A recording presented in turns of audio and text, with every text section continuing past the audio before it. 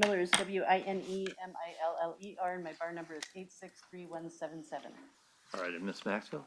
Yes, Your Honor, Lisa Maxwell with Ms. Brophy as well. My bar number is 844337, and my last name is spelled Maxfield. All right, give me just 1 second here.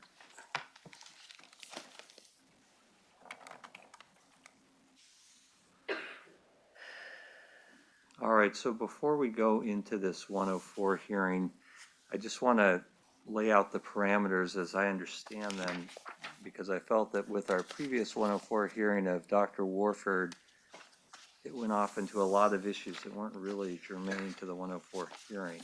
So I want to make sure, so that I don't cut anyone off unnecessarily, that I understand the 104 hearing.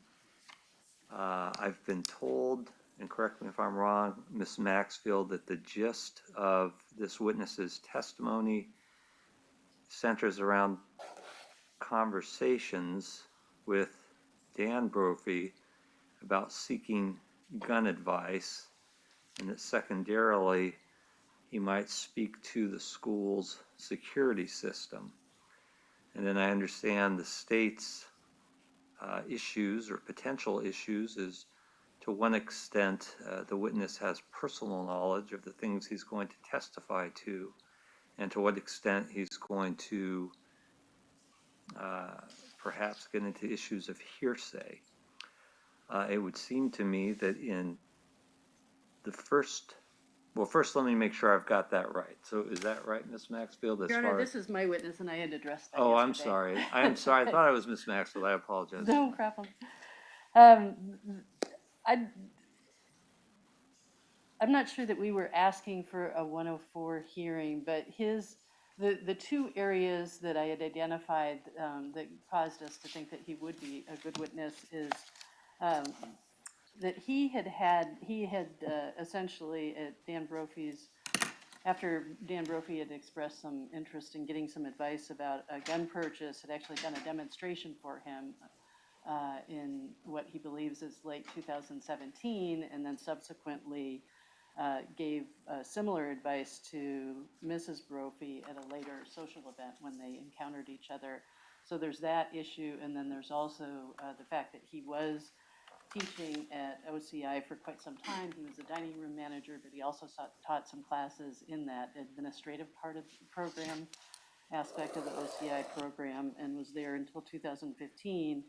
And was often the person who closed up in the evening, so he had familiarity with the security system in that capacity. Okay. And then did I understand the state's, what the state wants to explore too? So, sort of, I guess if defense's entire scope of the direct examination is that Dan approached him for advice on guns, and therefore he then showed Dan guns, we don't have a problem with that. I think that does come in. Even though the statements by Dan would possibly be considered hearsay, I think that if it's for the effect on the listener as to why he showed him guns, I think that comes in. The explanation from Mr. Hall as to things that he advised Mr. Brophy on, I think that's hearsay and would not be admissible. So I would ask that not be asked and certainly not answered. So as to the guns, I think that's fine. If that's the limit, if that's the scope of the testimony that's being requested. So let me pause you on that, because I thought the other day, Ms. Winemiller, and maybe I misheard, that you were also seeking to introduce that he did a gun demonstration of some sort? Right. I'm sorry, I thought I said that just now. So Mr. Brophy approached him seeking advice, and then he did give him a gun demonstration. Mr. Brophy, as the court is aware, was getting food, essentially getting food from various sources to provide to his parents for the food, the service to the homeless that they were assisting with. And so Mr. Hall, after he left OCI, purchased a tavern in Cornelius. He had some holiday events and had some food left over in sufficient quantity that he thought, it shouldn't go to waste. And so he contacted Mr. Brophy to see whether Mr. Brophy's parents would like to have the food. when Mr. Brophy came out to pick it up, he then gave him a demonstration of the weapons, the 3 different handguns, and gave him some advice about what they might consider purchasing, what would best meet their needs. Okay, so you're just getting back to your objection. Your objection then would be in part to what this witness, and I apologize, I don't remember his name. Mr. Hall. Paul. Hall? Okay. What Mr. Hall said to Mr. Brophy or to Mrs. Brophy, but are you also objecting to his description of whatever the demonstration was that he No. gave? Okay, I think he could testify to that, because he's just, would be testifying as to what he did okay, himself. I showed Mr. Brophy 3 different firearms. I showed him how they work. Stuff like that. I Okay. don't have a problem with that. It's the then advice that he gives, that you should buy this type of gun for this reason, you should buy this type of gun for this Right, reason. right. That's the hearsay that I think is inadmissible. okay, So if the limit of the testimony is up to the advice, we don't have a problem with that. The fact, everything that Ms. Weinmiller said up to advice, I think is admissible. And what about the personal knowledge issue that you brought up the other day? It sounds I- like that may not be an issue, given, Well, I think that is not an issue Okay. for that purpose. And same with the Culinary Institute. His personal knowledge by working there, sure, he can say they didn't have a security system, there was no motion sensors, the doors were all secured, there was one door back in at least 2015 sure, that maybe didn't close by itself, you had to force close it or something. I think that's all personal knowledge that he could testify to. I'm worried about everything else. okay, There's okay. a lot of stuff in this report that is clearly hearsay, things that he told the Brophies. What I'm concerned about is that as defense is questioning Mr. Hall, that it gets beyond these tight subjects that we're talking about. Sure.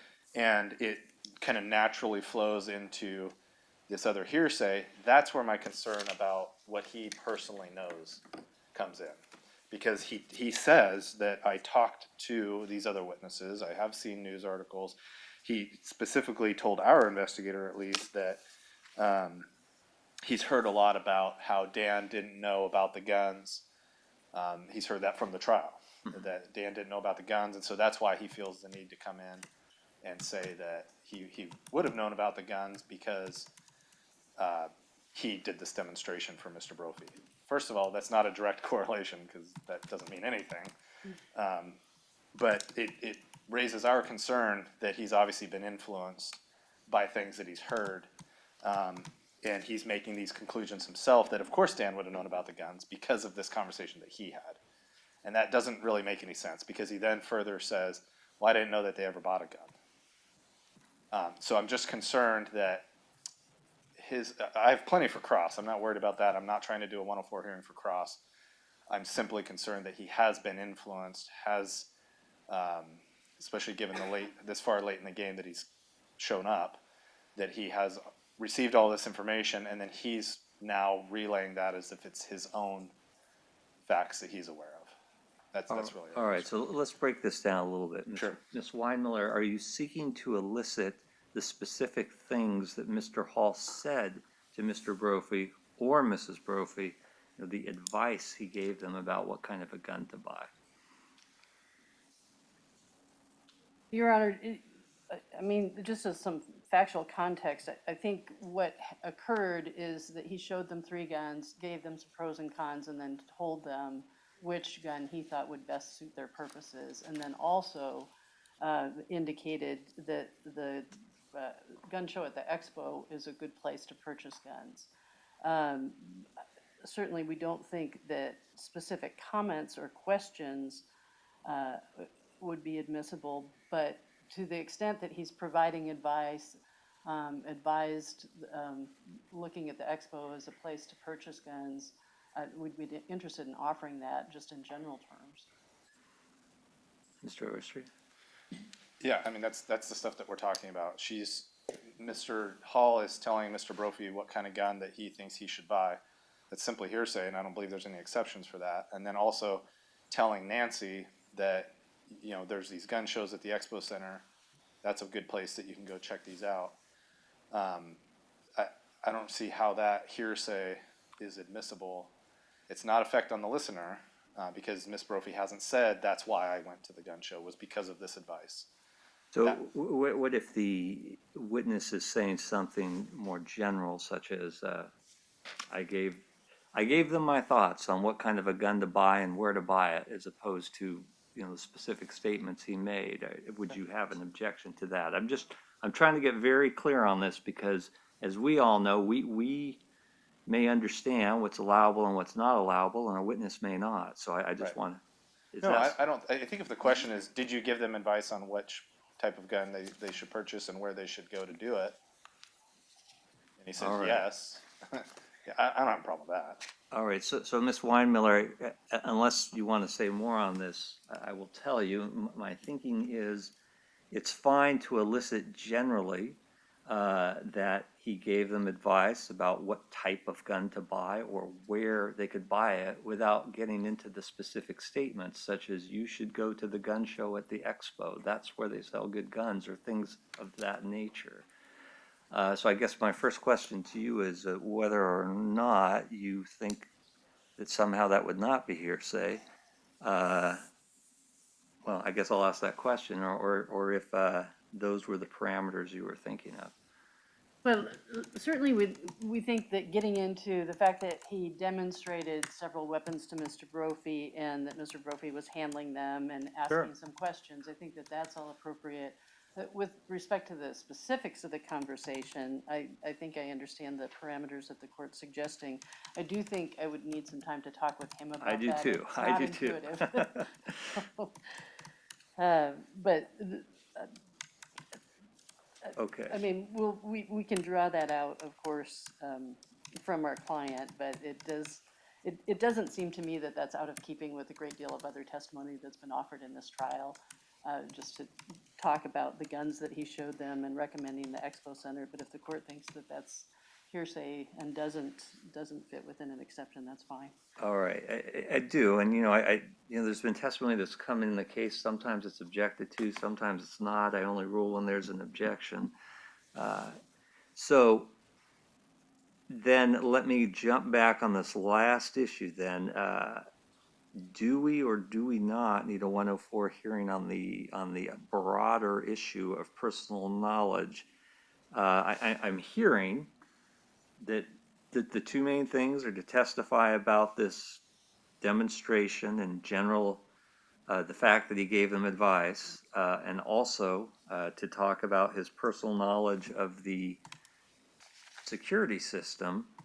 And I think what I'm hearing is, if that's what he's talking about, then there's no need for a 104 hearing. But if there's going to be additional things that defense is wanting to explore, that there may need to be a 104 hearing. So I guess I'll let Ms. Weinmiller, just so I'm totally clear, are there any other areas that this might get into? I don't think that there's anything in this report beyond what we've already discussed. I mean, clearly we would want to set the context for he worked at OCI and what his role was Sure, there, and sure. how he knew the Brophies, and that they ran into each other with some frequency socially, at weddings and those, Okay. big events, and kept in touch, and that Mrs. Brophy would come into the dining room that he was managing at OCI, so he knew her, and Vicky Schmall, and some of, they had friends in common through that interaction that he had with the public at OCI. But I actually am not sure what Mr. Overstreet's referring to when he talks about these other topics in the report. I think we've already covered everything. Well, why don't we do this then? If it suddenly seems to the state that it's veering into an area along those lines, there could be two ways to handle it. One is to ask questions in aid of objection. Another is, if you think it needs to be something done outside the presence of the jury, tip me off. But Yeah, I think as we've gone through this more, had more time with the reports, I'm less concerned okay, that some of the issues that are being presented or going to be presented are not necessarily based on his personal knowledge. So I don't actually think we need a 104 hearing, Okay. I guess is what I'm All right. saying. And I think that they could probably be handled through objections. I would just, as with the other witnesses, our big concern over the past week or so has been defense asking questions that call for hearsay. And we've made these objections, and Your Honor's response on some of these have been, we haven't heard the answer yet. And our problem is not that the answer is forthcoming, it's the question itself. And so the defense has asked a lot of questions that call for hearsay, and that's what we're really asking to limit, not just with Mr. Hall, but with the rest of the witnesses as well. And so I think that's where we're at. We keep sending the jury out, and it's causing significant delays, and I just want to try to limit that as much as possible. I understand. I mean, I will say there are questions which can be interpreted in different ways. I mean, sometimes questions might call for hearsay, they might not.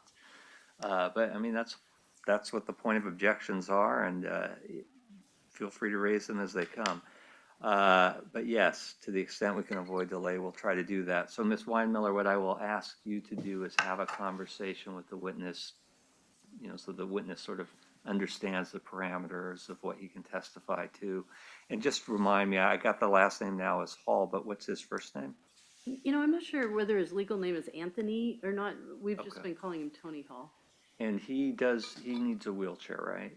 Yes, he does. So I'm wondering if it makes sense after you've had a conversation with him, but before we bring the jury in, to just sort of get him into position so it's less awkward for everyone. That's a great idea. That's an awkward ramp there. Yes, right. So why don't we, after you've had a chance to speak with him and we're sort of ready for the jury, why don't you have him situated? We won't swear him in until the jury's here, but that way it'll be one less thing. Okay, so, All right. thank you. We'll go off the record and we'll meet with it, all right?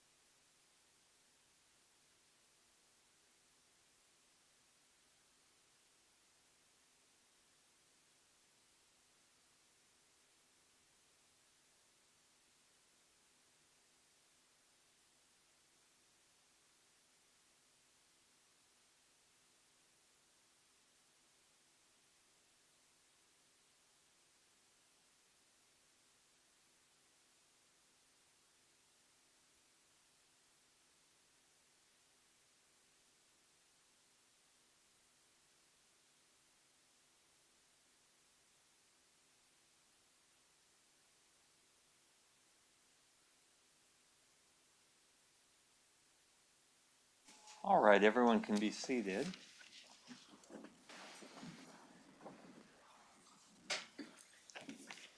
And Mr. Hall will have you raise your right hand and my clerk will give you an oath.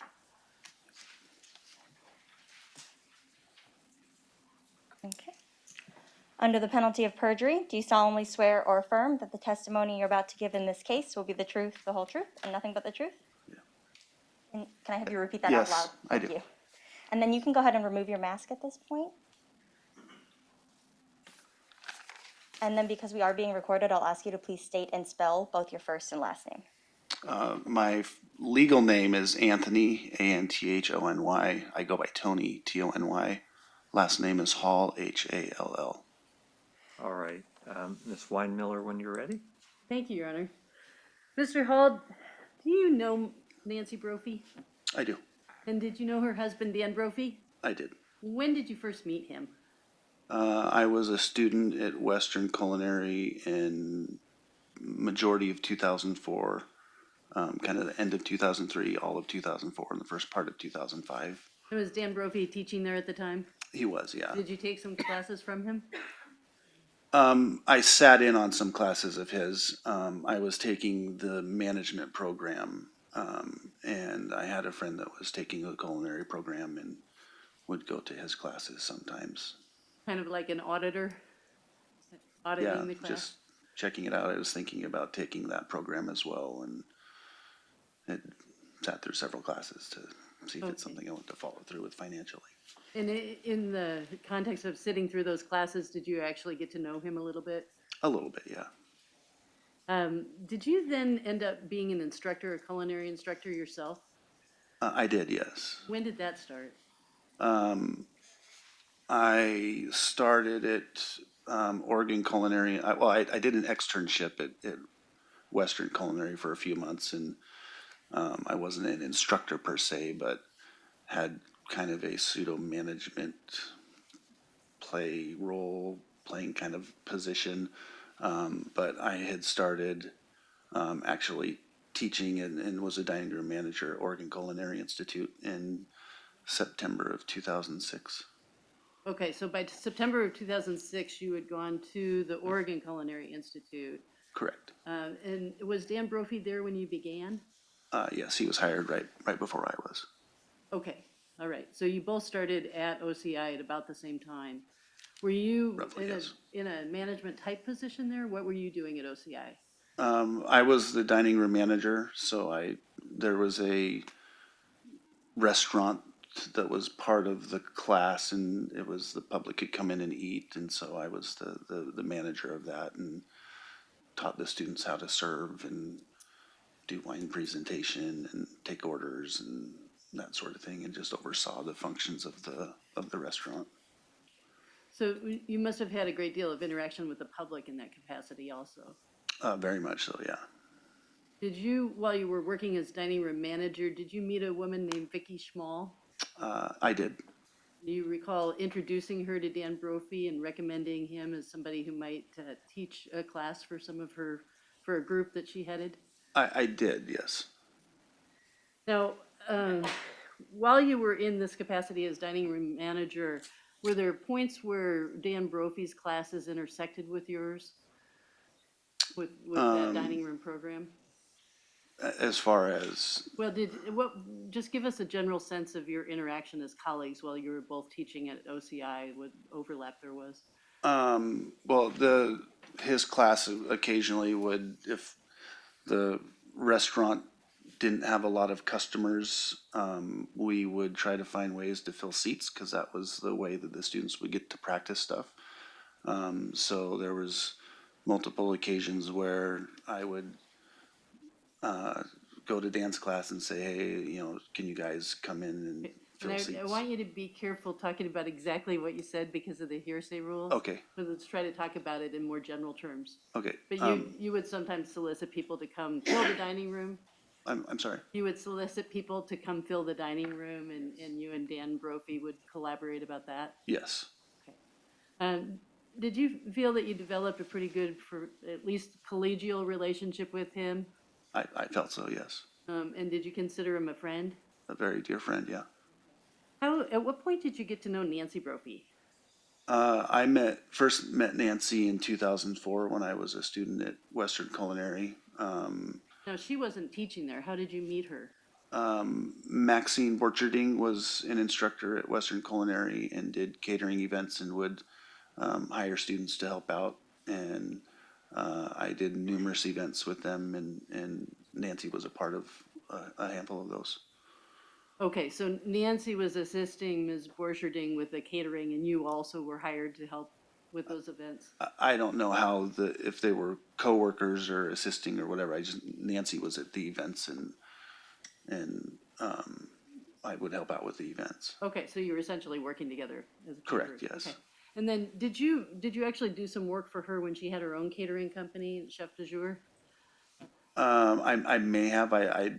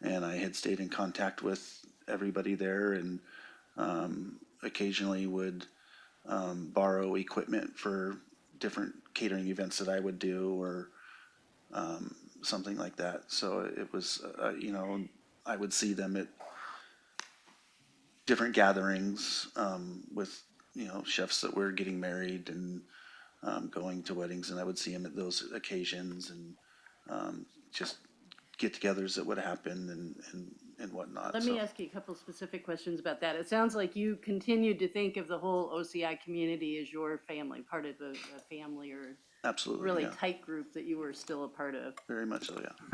And so in that capacity, you would continue to see both Dan and Nancy Brophy at social events. Would you also occasion. see them sometimes just because you went to OCI? I would see Dan anytime I went to OCI. If there was a situation where Nancy was there for lunch or something, then I would see her, but it wasn't frequently seeing Nancy every time I went there. Sure. So let me ask you one more question about while you were still at OCI and running the dining room. How often would Nancy Brophy come into OCI? How often would you see her? Like in the normal month or normal year? How many Fairly times? frequently, and she would come in for lunch and I don't know specifics. I maybe once a month ish. Okay. It was frequent. Yeah, that's close enough. So between 2015, when you leave OCI, and then 2017, when you get this tavern in Cornelius, how often do you think you then would see, predominantly, it sounds like it was more often Dan than Nancy, but how often would you run into one or the other or both of them during that 2-year period? I would stop by the school once a month and a half, just to say hi to everybody and see how things were going and just stay in contact with them. I mean, they were very close friends, and like I said, it was like a family, and so. Okay, and you're answering now specifically about the Brophies and not just everybody at OCI? I'm speaking of everybody at OCI, I would stop by to see them. Okay, so I just want to frequently, make so. sure that your answer includes the Brophies. That may be exactly what you meant. I just wasn't clear whether you were talking about generally going to OCI or whether you were giving an estimate of how many times you saw either Dan or Nancy or both of them during that period from 2015 to 2017.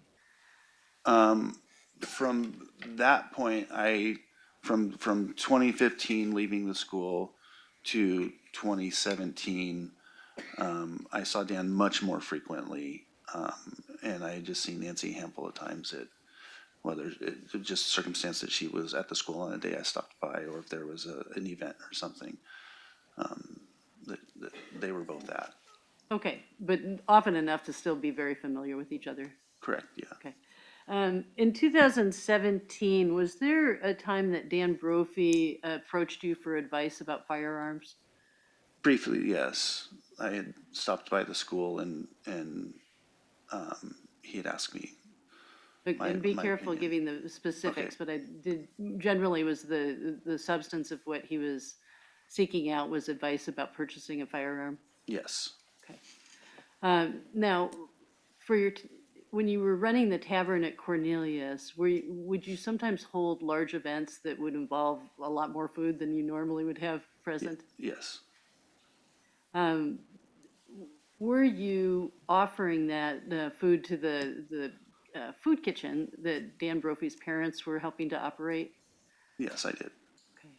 And was there an occasion in late 2017 that you contacted Dan Brophy to find out whether his parents would like to have excess food from an event that you had held? Yeah, I had an event, there was quite a bit of food left over, and I knew that Jack worked with the homeless and whatnot, and I contacted Dan to see if Jack could use it, because Okay. I had no use for it. Okay, didn't and want to put it away, so. was Dan Brophy interested in picking it up? Yeah, Did he in fact come out to do that? yes, he did. So tell us, to the best of your recollection, about when was that? And why, what information are you using to try to place that in time? My best recollection is that that would have been in 2017 for sure, because that's when I had purchased the bar. And it would have been towards the end of that, because that's when I was doing a majority of the events with holiday parties and that sort of thing. So it would have been somewhere towards the end of 2017. So you're associating it with the holiday season in 2017? Yes. All right. And did you take that opportunity to provide Dan Brophy with some advice about firearms? When he stopped by, yes. I had a conversation with him, very briefly, minimal, about firearms. And when he was coming out to pick the food up, I had brought a couple guns just so he could see what I was referring to when I had discussed those with him. He didn't know I was bringing them, but I just figured since he was going to be there, I would show him. Okay, so your idea was I'll provide a demonstration so he'll have some context for what we were talking about. Correct. Okay. So tell us a little bit about your familiarity with firearms and why you would be someone that a friend might come to for advice about that sort of thing. I've collected firearms since I turned 21, and I have a concealed permit, and I've always been into guns. Okay. Enjoyed going out and shooting, and You might need to pull that microphone in just a little bit closer. Oh, okay, sorry. Just sorry. kind of tweak it a little bit. Okay, so how many firearms do you think you possess, or I guess more specifically in 2017, what's your best guess about how many firearms you personally owned at that point in time? 20, 25, maybe. Okay. Now, I do want you to be careful not giving too many specifics about what you said to Mr. Brophy and what Dan Brophy said to you. But tell us in substance about this demonstration and what you were showing him and what he was doing in the course of that demonstration. And I can walk you through that specific step by step if you'd like, but I want to make sure that you do it in a way that talks about what you were doing and the demonstration itself rather than exactly what was being said. Okay. There was 3 guns that I had mentioned to him that I felt were good firearms for first-time owners, for the ease of maintaining, cleaning, that sort of thing. And so I had brought the 3 guns that I had mentioned to him, so I could show him what I meant by the ease of operating them. And as you were going through this demonstration, was he actually handling the weapons? A couple of them. It was just kind of looked at it and set it down, and he didn't seem too overly interested in it. But I showed them to him, and You didn't get the sense that he was going to become a wild gun enthusiast? not at all. Okay. All right.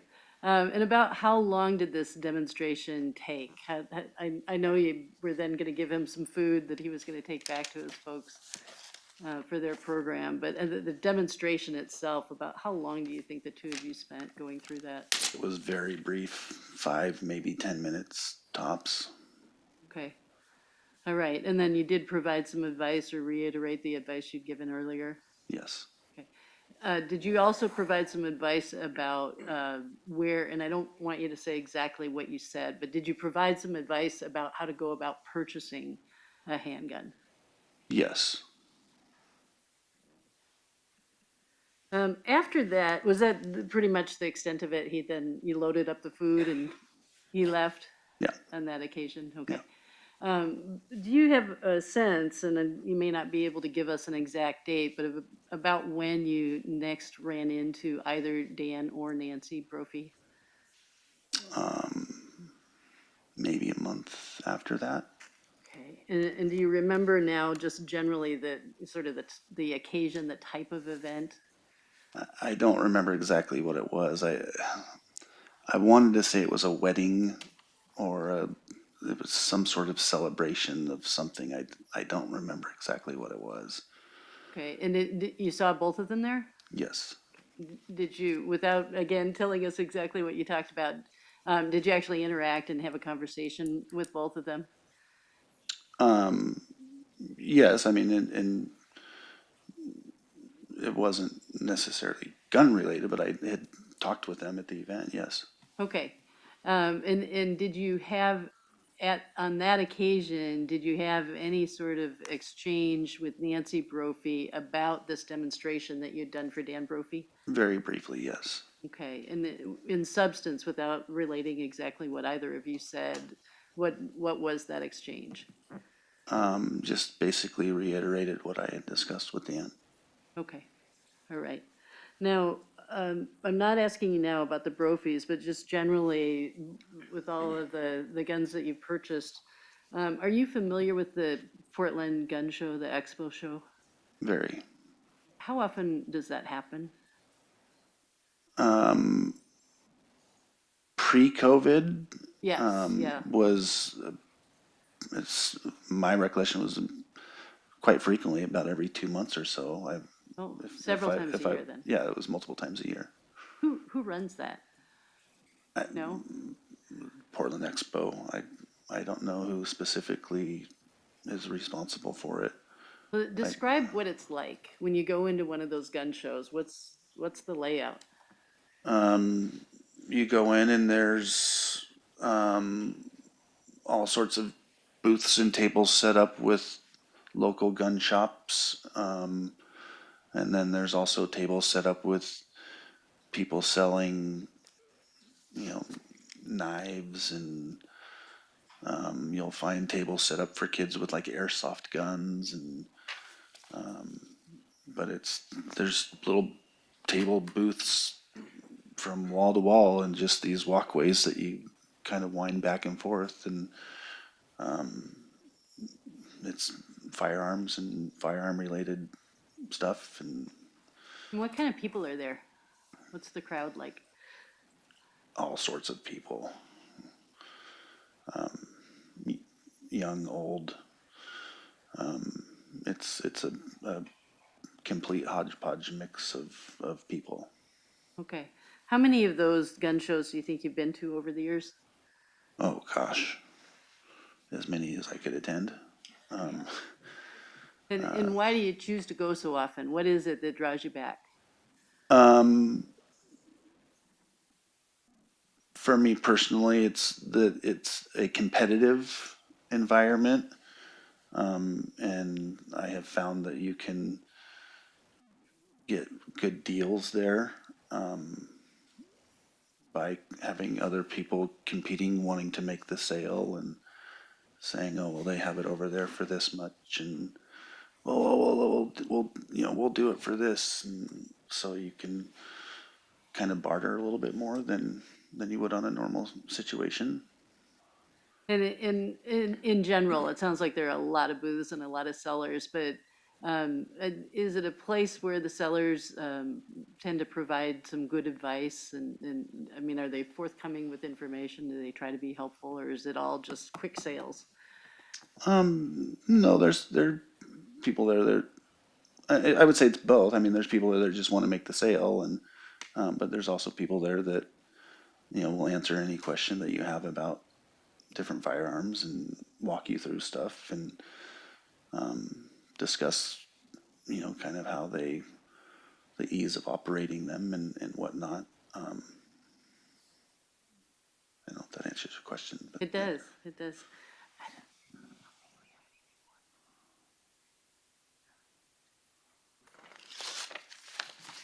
No, I think that's it. Thank you. yeah.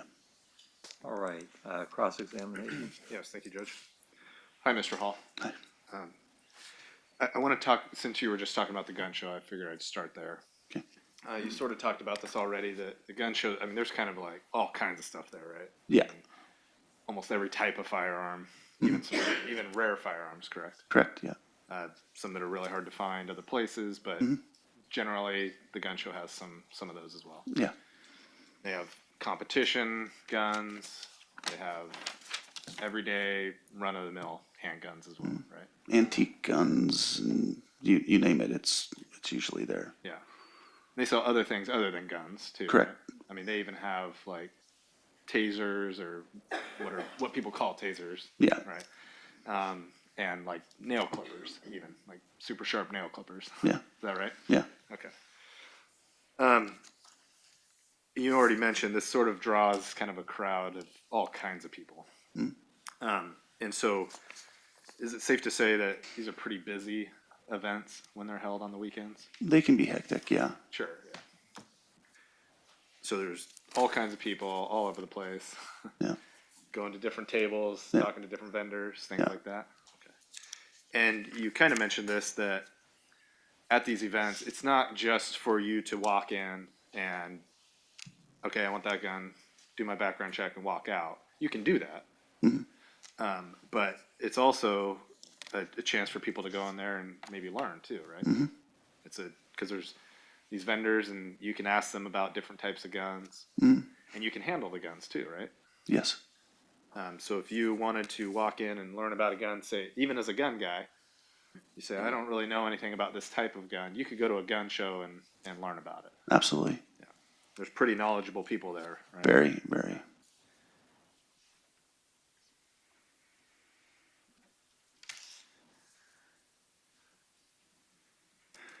And just to be clear, have you purchased a gun at a gun show before? I have, yes. Okay. And it's just like at a gun store when you make the purchase, right? You have to go through the background check. Yes. It costs like $10 or something. Yes. Okay. You can't buy a gun at a gun show without going through the background check. No, you have to have the background check. I'm going to try not to bounce around too much because I want to cover a few areas. But first of all, you mentioned something about not being able to go up the back stairs at the OCI. It's because you're in a wheelchair. Correct. Okay, and I don't want to get too personal with you, but could you tell us when you were put in a wheelchair? Initially, 2001. I was in a car accident in 2001. Okay. So the entire time you're at the Culinary Institute, you were in a wheelchair? Yes. Okay. So defense counsel asked you about a roof hatch Yes. and what that was like. Is it safe to say that you never went up there? That's, yes, never. And is it true that that roof hatch was up it was a straight up ladder, right? Yes. And that was behind a locked door? Yes, so it was in the storeroom, as we called it, and that door can be locked. It had a tendency to stay open during school time because of the frequency of going in and out. But it's one of the doors that I would make sure was locked when I And closed. just make sure we're talking about the same door. You're talking about the door to the storeroom? Correct, Which yes. which is the room that had the big roll-up door? Yes. Okay. I'm talking about the door to the ladder to get up to the roof. Wasn't there a locked door there to get to the ladder? Just the door leading into the storeroom. Okay. So you're saying the ladder was open and anybody could walk into the storeroom and walk up that ladder? Yes. Okay. So are you aware that it was actually behind a locked door that only Woody Bailey had a key to? No, I thought it was on the outside. There was a closet there, and I thought it was on the outside entrance, that it may have been right on the inside, but I didn't pay much attention to it because I didn't have any need to access it ever. But I thought that the ladder leading up to it was on the outside of that closet. Okay. So if you were to take a look at a photograph and see that it was actually behind a locked door, would you say that that's not how it was back in 2015 when you left, or are you just saying that maybe you're misremembering it? I could be misremembering it, yes. All right. And you did leave the Culinary Institute in 2015, Correct. and you left, you said, to go start a business or for a different job? I was starting a business with a friend, Okay, and you left the Culinary Institute voluntarily? yes. And you're saying you stayed in touch with Dan Brophy after you left, among other people, but 2015 you left, but you're saying when Mr. Brophy approached you about the possibility of a firearm purchase in late 2017, that was at a time that you just showed up to the Culinary Institute for something, Yeah. and then he just pulled you aside and started talking to you about, asking you about guns? My recollection of that conversation was I was having a conversation with another person regarding a gun, and he had, I don't know how the hearsay thing works, but he had asked me a couple questions regarding it. So you're saying he overheard a conversation you were having about guns? Yes, we were all talking. Okay. And then Dan piped in and said, and asked you a couple of questions. Yeah, Okay, and this is late 2017. yes. Did he say that he was looking to buy the gun because, for a Christmas present possibly? I don't remember anything about that, no. Okay.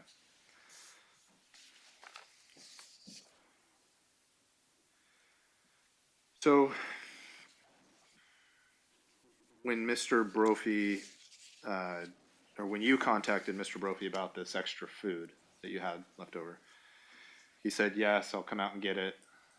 You decided that that was a time that would be appropriate to show him firearms because you had this previous short conversation with him. Correct. Okay. And when you showed him to him, you got the impression that he wasn't interested at all. He didn't seem interested, really, no. Okay. And later on, when you ran into the Brophies, did they tell you whether or not they had purchased a firearm? They did not. Did Miss Brophy disclose to you that she had purchased a ghost gun build kit? No, Are you aware what a ghost gun is? very much. Okay.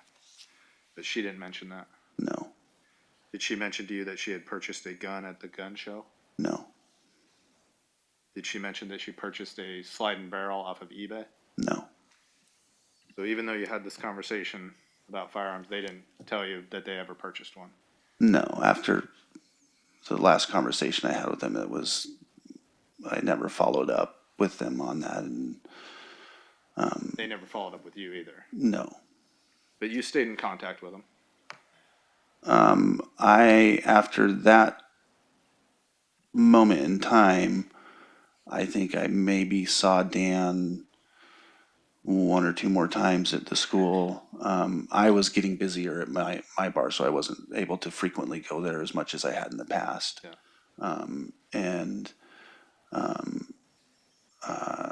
I had ran into Dan a couple different times, but I don't think I saw Nancy again after that, no.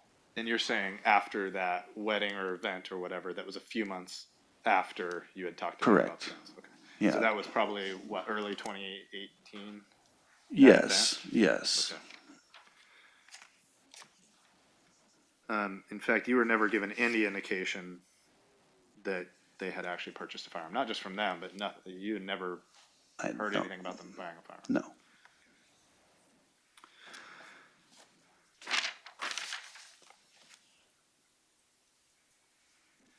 Did you offer to take Dan and Nancy out shooting to practice with the firearms?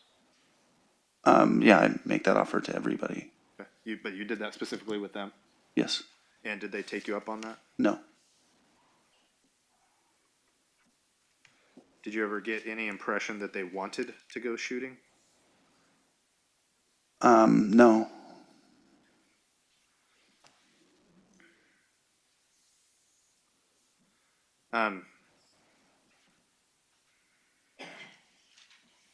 Make sure I cover that so that I don't have to jump back to it. So give me just 1 second.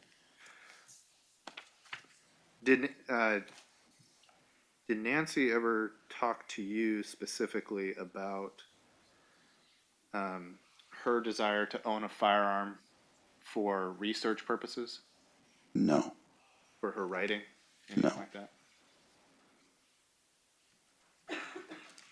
Would it surprise you to, based on what you know, to find out that she did in fact own a gun? I mean, yes and no. There was questions asked about it, and I had given my opinion, and Do you remember being interviewed by state investigator Robbie Thompson just in the last couple days? yes. Do you recall telling her that you would be shocked if she had a gun?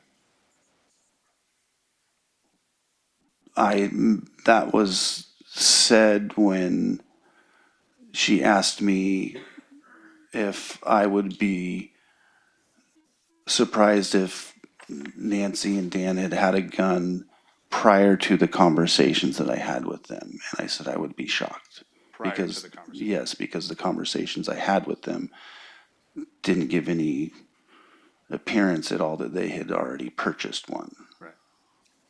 Okay.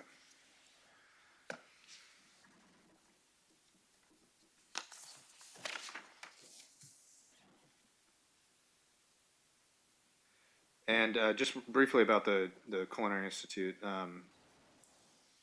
you previously mentioned that Dan's murder was the first serious incident that you could recall at the school. Is that correct?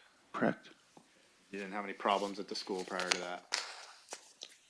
Not that I remember, no. No, nobody breaking in and robbing the place or assaulting anyone? Nothing I remember, no. And even after you left, you didn't hear anything about that? Correct? And did you hear about Dan's murder back on the day that it occurred or close to The day, yeah. the day of? Yeah, In fact, you attended the vigil, is that correct? correct. Did you also attend the memorial the following Friday at the school? I only went to the school for one gathering, and that was Outside or the one that was inside? outside.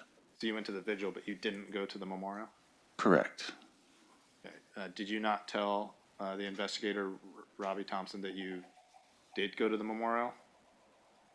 I must have been confused about what she was Okay. referring to. The only event that I went to was the one that was held outside, in the back parking lot. I didn't attend anything else. Okay. And at that time, do you remember Nancy speaking at that event? Yes. And was she crying, distraught, all of that? She was holding back tears. I got the impression that she was, I don't know if shocked or was still trying to process things. I mean, that's just my interpretation of it. I can't say what she was feeling. I'm not asking you what she's feeling. I'm just asking what outwardly what she was expressing. Was she crying, sobbing, stuff like that? I don't recall when I first showed up. I gave her a hug and told her that I was sorry and that I loved her, and she gave me a hug back, and it was not a full-on breakdown and crying. I mean, there was tears, but it wasn't like full-on crying. And you just had a short interaction with her? Yeah. Okay.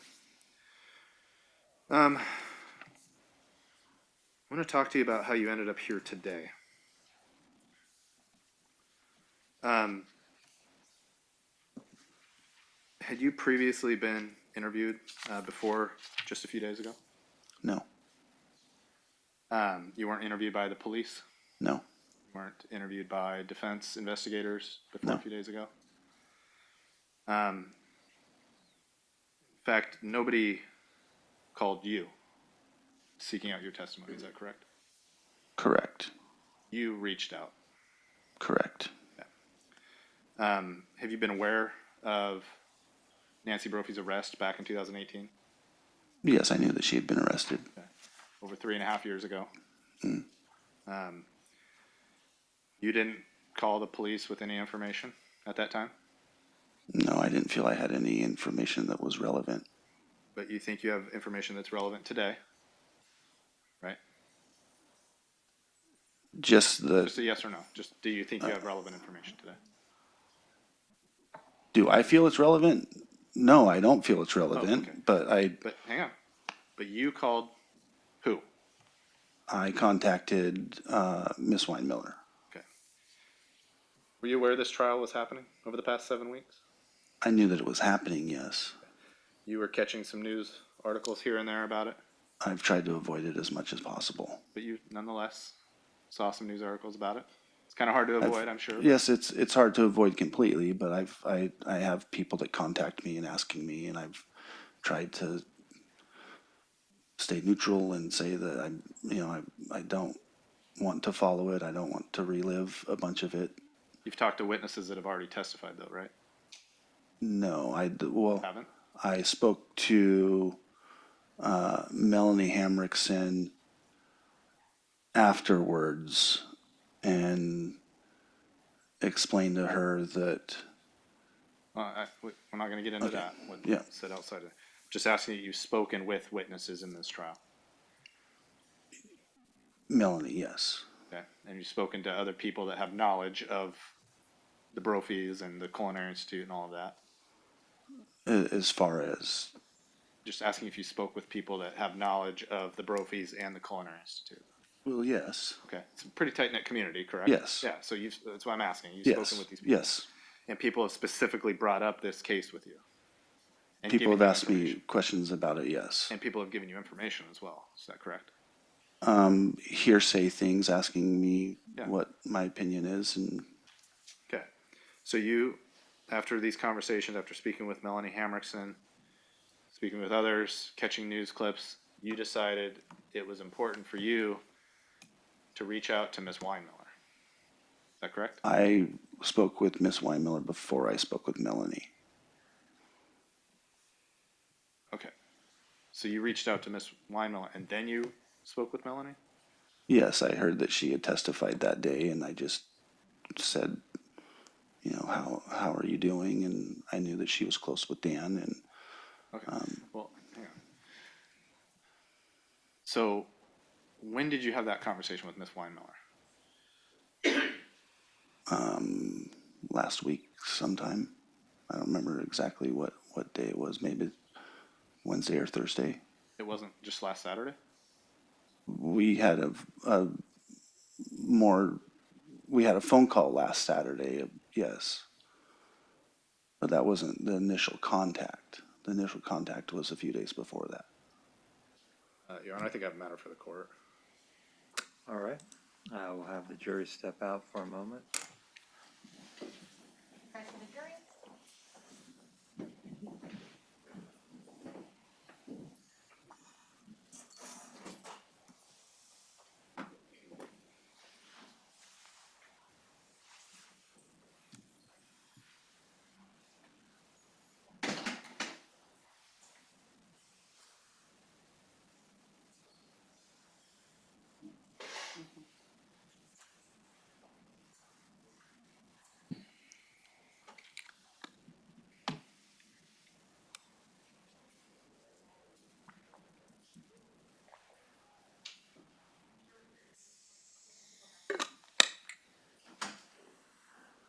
All right, Mr. Overstreet. Well, Your Honor, when we discussed this yesterday, Ms. Weinmiller disclosed that they had just learned about this witness. First time they spoke with him was on Saturday, and then was officially interviewed on Sunday. Then a report was provided on Tuesday. I think what this witness is saying, that there actually was further contact. I'm not sure what's going on, who's contacting who, why. I'm very concerned about the influence on this witness. And part of our objection initially was that this witness was not disclosed to us, and that was overruled because he was a recently discovered witness. It sounds to me now that this witness was known, and there were conversations that occurred prior. So I'm, Ms. Weinmiller? Your Honor, I don't think he said anything inconsistent with that. He emailed sometime during the week, last week, and the court will recall we had a short week. He didn't say specifically what precipitated it, other than that it had finally come to his attention that the state's position is that Dan Brophy would not have had a firearm. So he had reached out, and it wasn't until Saturday that we followed up. I acknowledged his email and said we'll follow up, but didn't actually follow up with him until Saturday. I think the court's well aware of the number of things that we're contending with, and I will say that there are many, many, many people who have reached out to us during this trial because of all the publicity, and it takes some time to get through all of that. So I don't think he and I had the initial conversation until Saturday.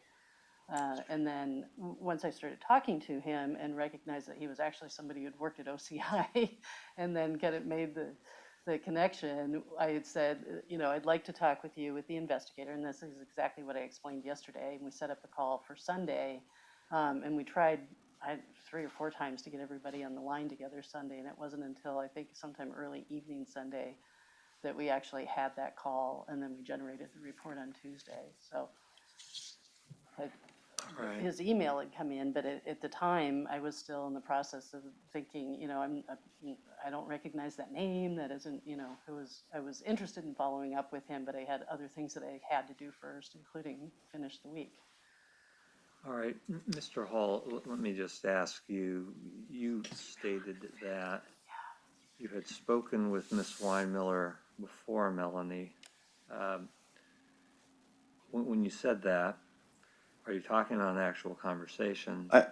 No, it wasn't a conversation between us. I had sent the email to her in regards to me having a conversation with Dan about firearms. Are you agreeing then with Ms. Weinmiller's account, sort of timing-wise, of how the conversation occurred? Yes, there wasn't a spoken conversation between us until Saturday.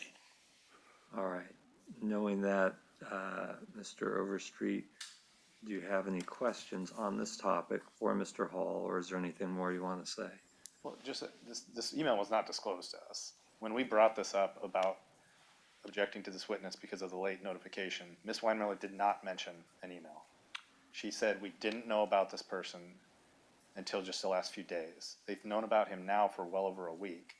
That's not And true. Well, let me say this, because, they're going to be arguing on the state's witness that when you had the letter, you should have known of the witness.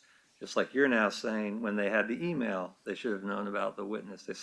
You both sound like you're arguing sort of same things. An email or a letter may or may not notify someone that there's a witness that they intend to call. What Ms. Weinmiller's testifying to is she got an email that she didn't have a chance to really have a conversation with until Saturday. Could I clarify my objection then, Your Honor? Please. Yeah, I'm not objecting to he's already testified. I mean, I agree. I'm not objecting to him testifying. I think we'll continue.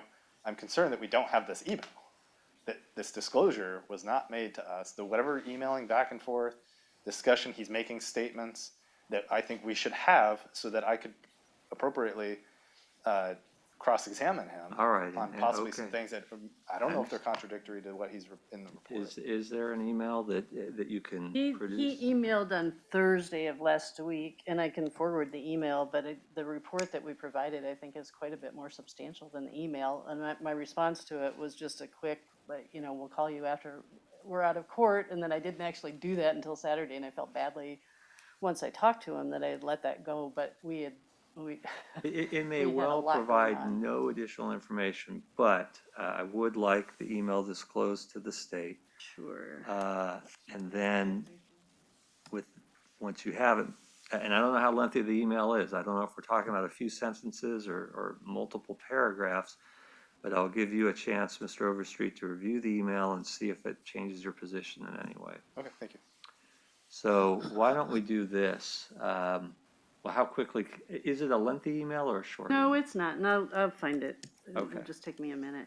I could review it during our morning break. I won't need Well, I extra time. mean, it might affect cross-examination, right? Unless we want to take our morning break now. That's what I'm thinking. Just take the morning break. I'll review it during the break so that we don't have to cause any Okay, further delay. why don't we do that?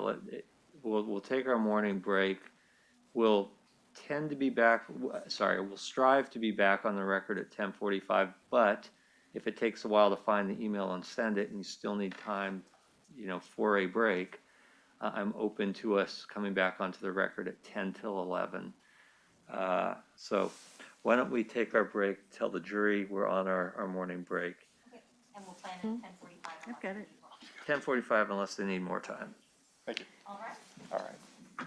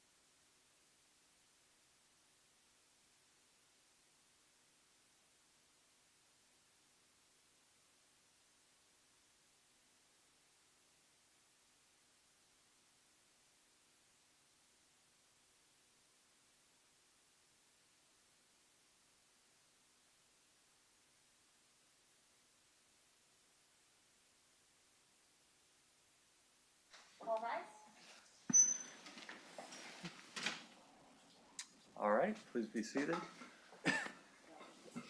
Is there anything that we need to address before the jury comes back? After reviewing the email, Your Honor, I am prepared to proceed with cross. Okay, we'll get the jury. We'll go back off record. I know. Yes, Okay, let's go on do. record and see what-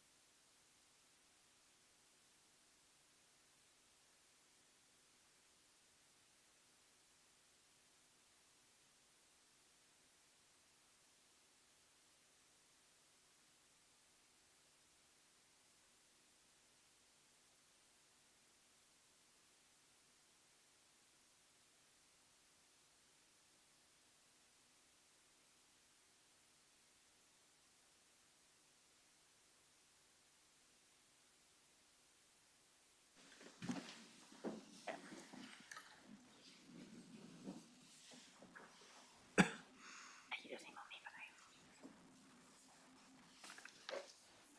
but And Mr. Overstreet, when you're ready. Yes, thank you, Judge. Mr. Hall, I wanted to just finish up on that point about how we find yourself here today. And then I'll be done. So you said that you had talked to Ms. Weinmiller before you spoke with Melanie Hamrickson. But in fact, you didn't speak with Ms. Weinmiller. You actually just I sent her an just, email, correct, yes, and that was last Thursday? yes, Okay. And then you spoke with Melanie Hamrickson? yes, Okay. And then you didn't speak with Ms. Weinmiller until Saturday? correct. Okay. So my question is, how did you know who to call or email? I didn't. I didn't How did know you who email Ms. Weinmiller? to contact in regards to anybody about it, and I had. Your Honor, could the witness remove the mask so that we can Oh, hear? Yes, I'm I- sorry. I'm Thank- sorry. Thank you. I Thank you apologize. for pointing that out. No, I should have caught that. And I can re-ask the question. How did you know to reach out to Ms. Weinmiller? I heard that she was one of the people active in the case. I mean, there's 5 lawyers involved in this case. How did you choose to reach out just to her? That's the name I was given. Okay, by who? What's that? By who? A friend's mother who was watching stuff. Okay, who's that? What's her name? Her name is Kathy. Kathy what? I don't want to give other people's names out. I just, So is it, you do have to answer the question. okay. Kathy LaPlante. Kathy LaPlante was watching the trial and she told you that you should reach out to Miss Weinmiller. I got information from her in regards to reaching out to Miss Weinmiller, yes. Okay. You didn't call the police? No, You didn't reach out to the state, the prosecutors? no, Okay. You just simply got information and you decided to reach out to the defense attorneys within the last week? yes. Yeah, great. I don't have any other questions. All right, redirect. Thank you, Your Honor. First, I want to clear up, I need to grab this exhibit over here so that you look at the layout of OCI and maybe clarify what you were talking about in that room.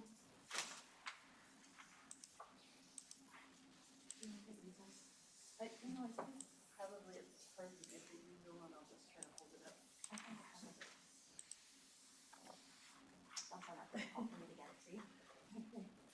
This will just be quick. So this, does that look familiar to you? If I'm not speaking loud enough, please let me know. And just so the record reflects this, what is the exhibit that's being shown? One, I believe, Your Honor. All right. Ms. Weinmiller, we can't hear you, so speak up. Okay. Does this look familiar to you? Yes. Okay. And then there were some questions earlier about a storeroom in a closet. Can you, Yes. on this, indicate, there's a pointer right behind you, it might extend your arm a bit.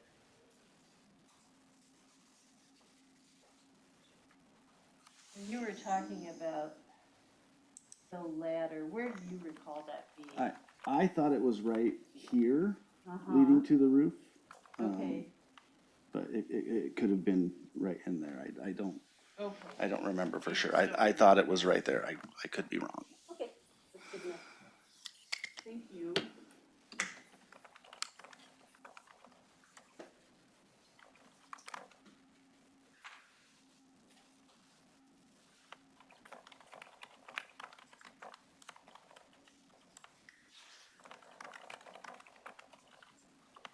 So you had indicated earlier that when Dan Brophy first approached you at OCI, that there was another instructor that you were speaking with about guns, and he came up and joined the conversation.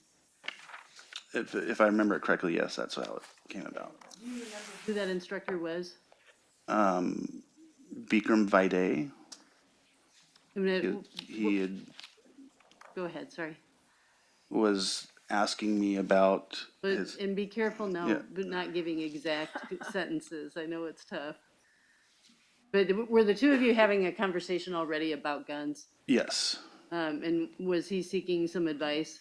yes, Okay, and then were you, I think you'd indicated earlier that Dan Brophy came up and joined that conversation?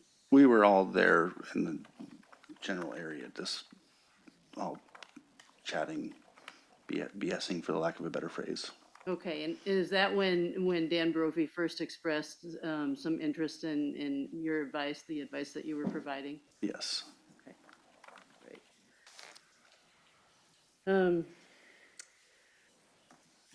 Before I'm gonna orient you now to the questions about why you came forward and what caused you to be here today. Before the trial began, did you have any understanding that whether or not Dan Brophy had knowledge of the gun was an issue in the case? I'm sorry, say that again.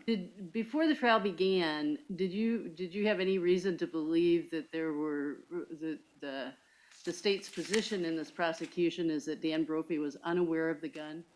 I was not aware of that, no.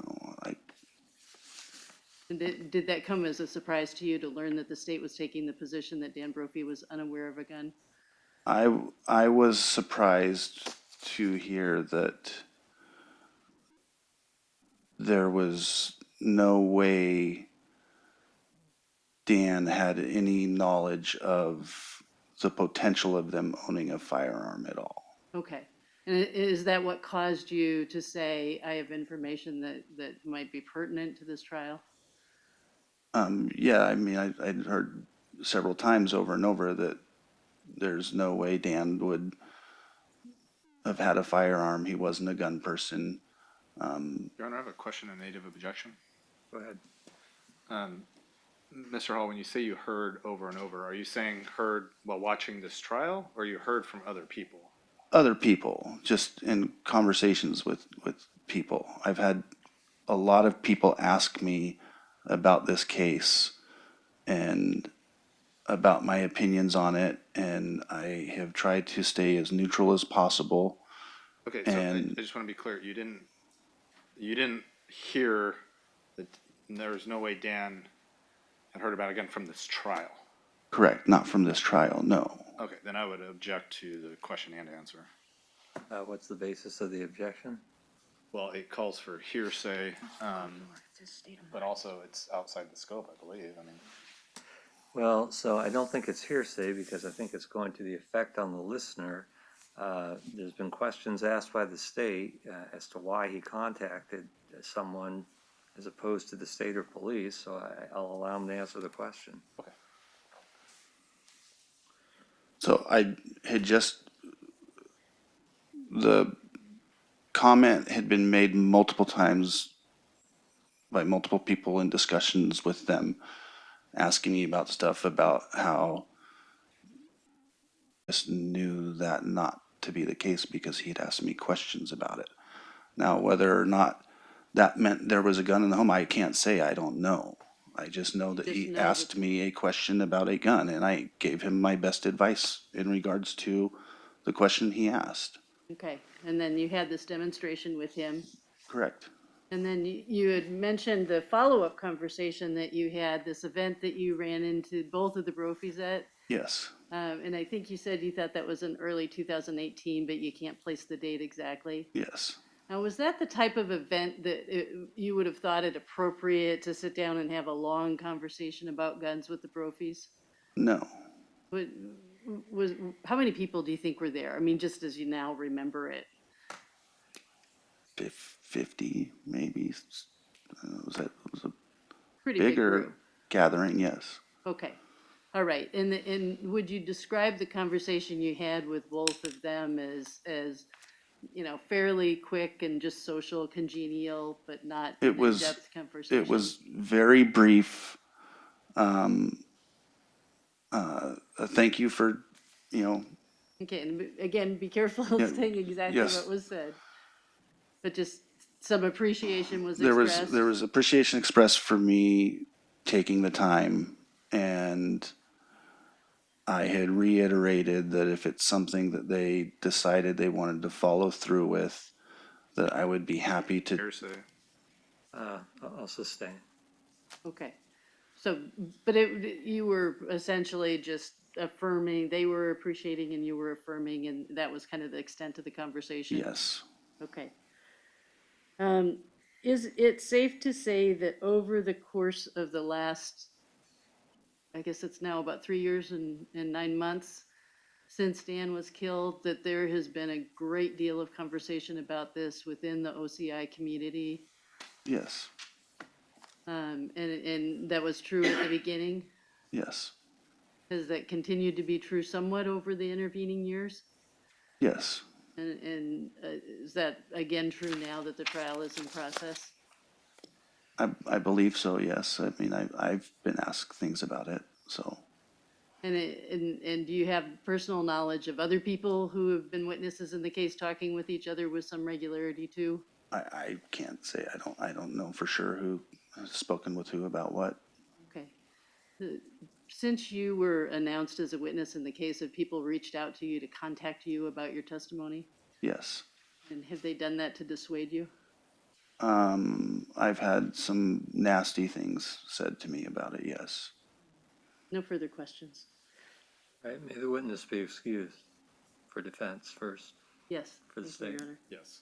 All right. If you wouldn't mind putting your mask back on though.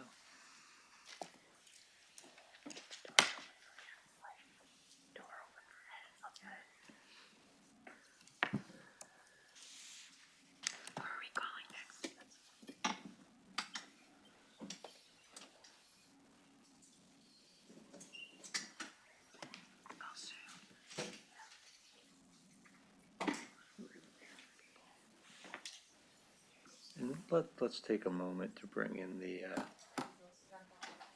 yeah, but before we do, we're gonna take just a moment to bring in the easels and such so that they'll be there for the sides to use as needed. I'll grab, there's two of them, right? I can take one, it's fine.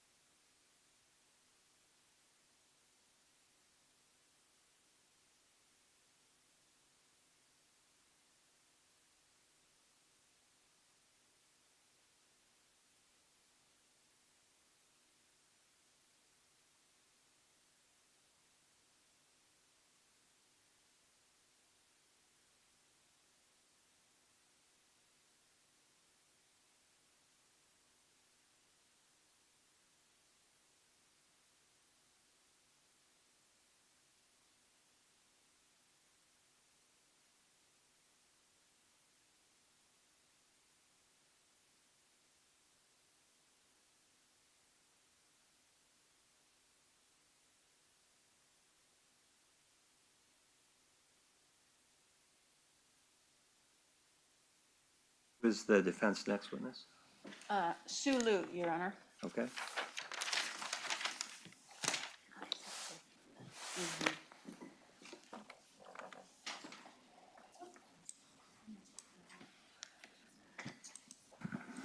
All right, Ms. Lou, we'll have you come and step into the witness box up here by this computer screen.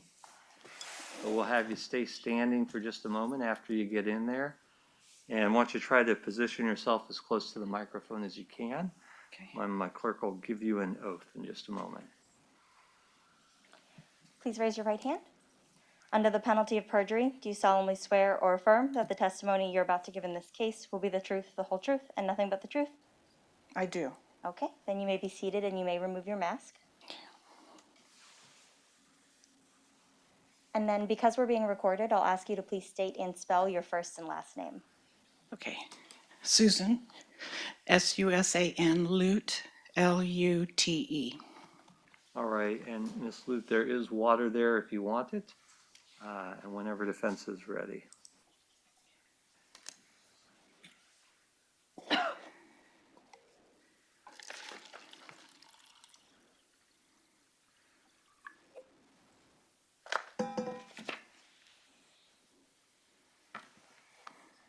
Good morning, Ms. Lute.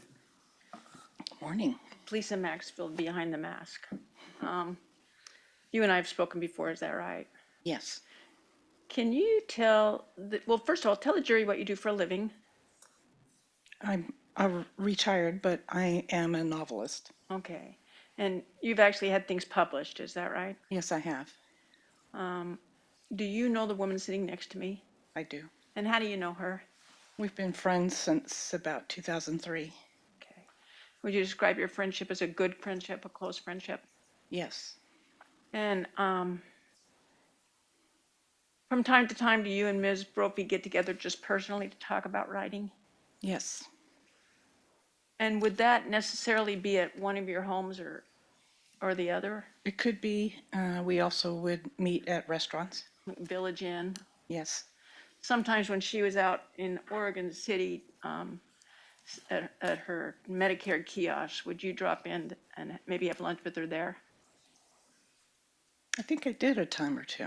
Yeah. And would she come out to where you live Yes. and meet with you sometimes? And You live in a rural area, is that right? I do, A very rural area? yes.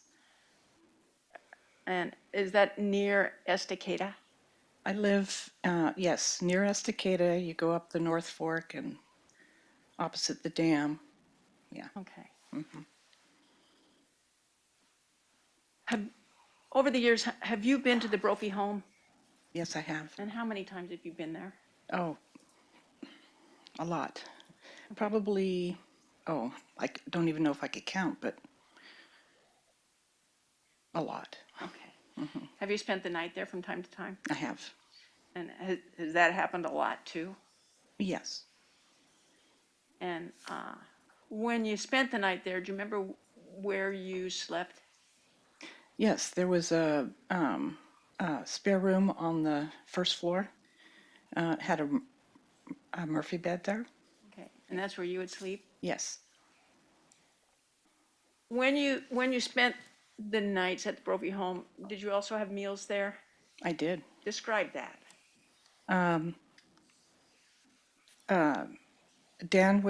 Her husband would do the cooking. And actually, between the two of them, they often did that. Nancy would do the planning, although Dan had very specific ideas and understanding of what we can eat, like I'm allergic to eggplant. And so he knew all that about us, and yeah. It So would be a sit-down meal. And would he eat with you? Sometimes he would. Did you get to know him very well? I did. Describe him. He was one of those guys you can count on. Very gentle. He didn't have a lot to say, necessarily. He loved his kitchen and his cooking and his garden. And he wasn't somebody you could necessarily know. I mean, he wasn't somebody who you could necessarily be like, know and hug the very first time you meet him. Yeah. So, kind of quiet. Yeah. Took his time. The fact that he was quiet, did you get the impression that he was unaware of what was going on around him? Oh, heavens, no. He always knew what was going on around him. Did he seem to be especially aware of what was going on around him? He was a smart man. Yeah.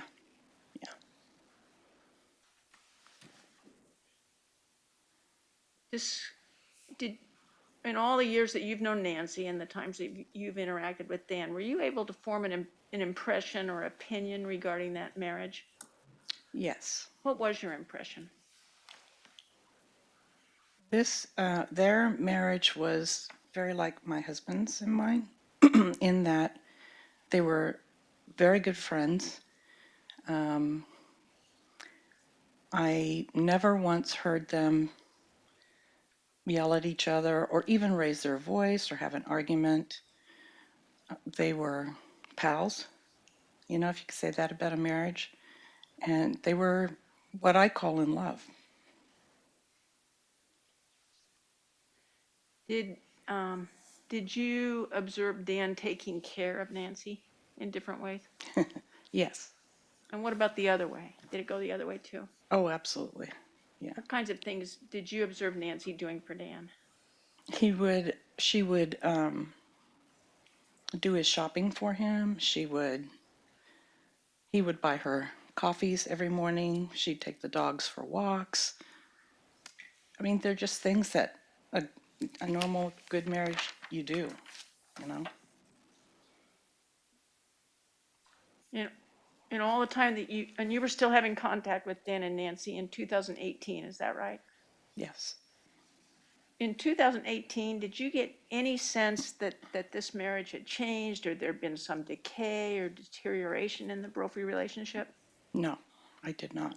Did the way Nancy talked about Dan change in any way? Oh, no. When Nancy talked about Dan, did you get the impression that she was proud of him? Oh, yes. And did that change? No, I did not. Did you attend a writer's retreat that happened maybe just a few weeks before Dan died at the Sylvia Beach Hotel? Yes, And did you and Nancy room together at that one? we did. Okay. Yeah. While you were there, do you know whether Nancy contacted Dan by phone? Oh, You remember? I do not remember. Okay. Yeah. Just a few, maybe a month or two before that, was there another writer's retreat that occurred at the beach? Probably because we do that quarterly, Okay. almost. All right. Yeah. Do you remember going to a writer's retreat at Rockaway? It could have been. Okay, all right. I mean, you know, I get it. You go to a lot of them, and it's hard to kind it is. of separate them out. Rockaway is one of the places we would go to. Okay. Yeah. When the writers get together for these workshops, is there a process where the writers brainstorm each other's story ideas or writing ideas? Yes, we do. And why do you do that? Well, partly because writing is a very solitary kind of activity. And so for me personally, when I'm coming up with the next story, or even if I run into some, stopping place where I'm not sure exactly where the plot's going to go, then the first thing you do is get with your buddies and brainstorm, because it's not that you would use everything that they would suggest or even that you would talk about, so much as it's a way of getting the brain moving and the craft going. Yeah. And I didn't ask you about your genre. What is your little slice of romance writing? Mine is small town sweet romances right now, but I am also published with post-apocalyptic paranormal romance. Okay. That's a slice within a slice within And a a slice. slice, right, right. Ms. Brophy writes a different kind of romance, is that right? She does. And do you know what kind that is? She writes romantic suspense. Okay. And maybe this is true for you too. When a person's writing romantic suspense, how important is it to get the details for them to be realistic? It's extremely important. It really doesn't matter what you're writing, that is always important. So if I'm, like for instance, if I'm writing small town, I better make sure I've got my details right, because my readership is going to be people who really like to read that genre. Romantic suspense is the same way in the sense that readers are up on details. They know what they want in their stories and what to expect, and so you've got to be very detailed. Mm-hmm. And well, let me ask you this: do writers, including you, as they're kind of trying to sort out, or they're researching stories, do they actually buy things? Yes. What kinds of things do they buy? Well, I can speak to myself specifically in that, so for my apocalyptic books are about dragons, and I've done a lot of research about crossbows, titanium, very swirly, Can and I so, show you something? yes, Can I show you what's been marked as Defendant's Exhibit 297? It's going to show up on your little on my television screen? there, yeah. yes, that's my crossbow. How big is that guy? Oh, okay, so it stands up to above my waist, so when I stand, and across the bottom, it gets in my way, so it's probably about this big, yeah, yeah. And it's probably none of my business, but how much does a crossbow cost? This one, my husband got me for Christmas, so I can't tell you exact cost, but I know how much we spend on each other. And so it probably costs, I'd say, $200 to $300. Yeah. Sometime in 2018, do you remember driving in a car with Darla Lukenbaugh? First of all, do you know Darla? I do. Okay. Do you remember being in a car driving with Darla Lukenbaugh and Nancy Brophy Yes. on your way to a retreat, maybe a writer's retreat? Yes. And where were you in the car? I was in the back seat, Was this a morning drive? probably. Let me ask you this. Were you awake or asleep in the back seat? Well, I'm notorious for sleeping in the car. So I was dozing in the back seat, and yeah. At some point, did you wake up to, and I don't want you to talk about what was said, okay? We're going to go carefully through this. Okay. But did you wake up to a conversation between Nancy Brophy and Ms. Lukenbaugh in which they were brainstorming a story idea? Yes. And whose story idea was it? It was Nancy's. And as you listened, it appeared that they were trying to sort out the plausibility or implausibility of this storyline. Yes. And without getting into what was actually said, what was the gist of what was being brainstormed? Objection, Your Honor. Calling for hearsay. Let's have the jury step out for just a minute. All right, sir.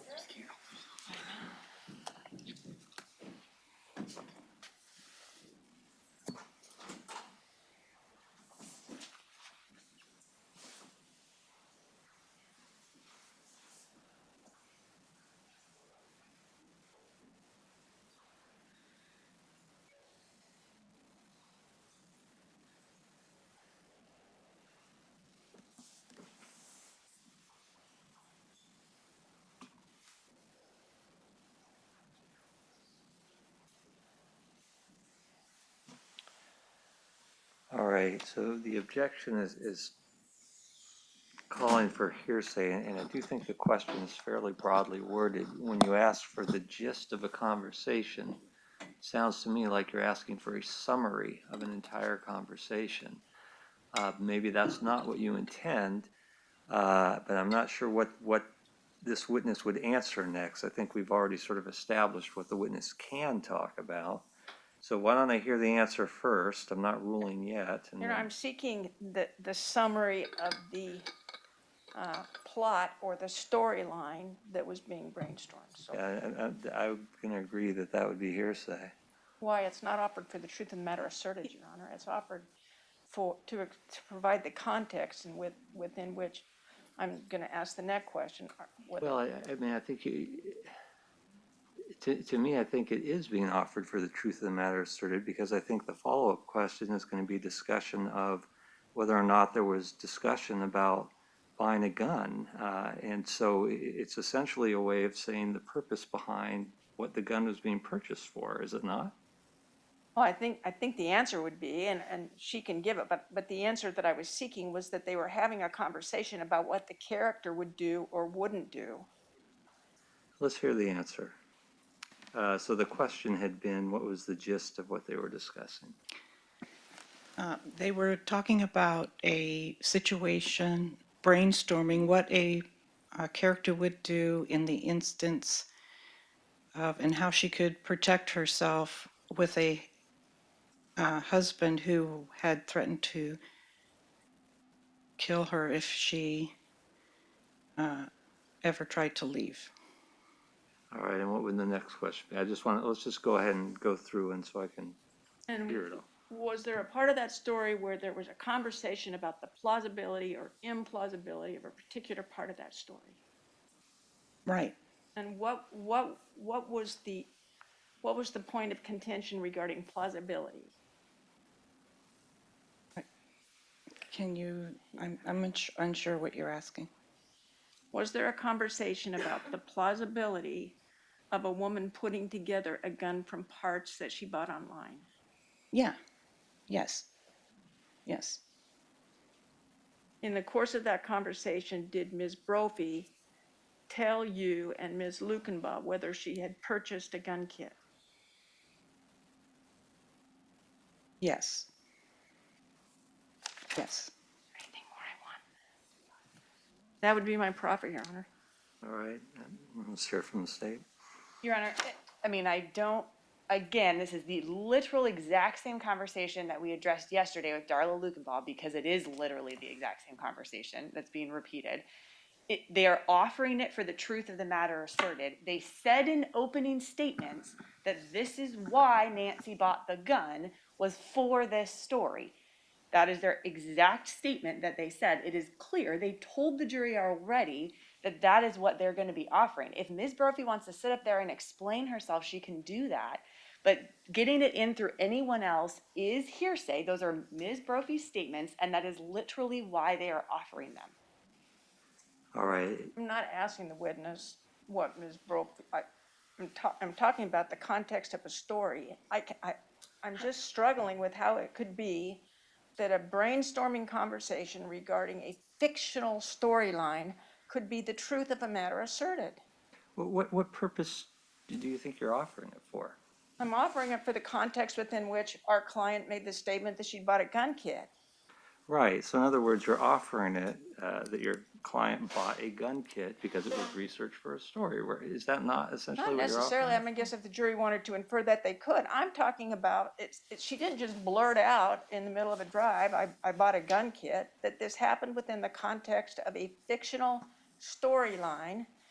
The story whose plausibility was being contested between Ms. Lukenbach and Ms. Brophy, and that there was a statement made within that context that she'd bought a gun kit. But the story itself is not, it's not like whether the story's true or not. In fact, we'll concede it's not true. It's a story. No, but I guess it's just where we disagree. I think you're offering it for the truth of the matter asserted, that this was the plot of the story. This was the idea of the story. And I think when you then move on to, and then the next statement was, and I bought a gun kit, it essentially is you're offering it for the truth that this gun kit was bought for furtherance of the plot of the story. I'm going to stick with my earlier ruling, which is you can ask if they were having a brainstorming session about a book without getting into the details of what they were describing. You can ask if this witness overheard your client indicate that she was or had purchased a gun kit, because again, I don't, for all the reasons I said earlier, but I'm not going to allow the witness to talk about the specific details of what the plot of the book were. And I know we disagree on that, but that's my ruling. So let's bring the jury back in. Okay, and go off record while I get the jury.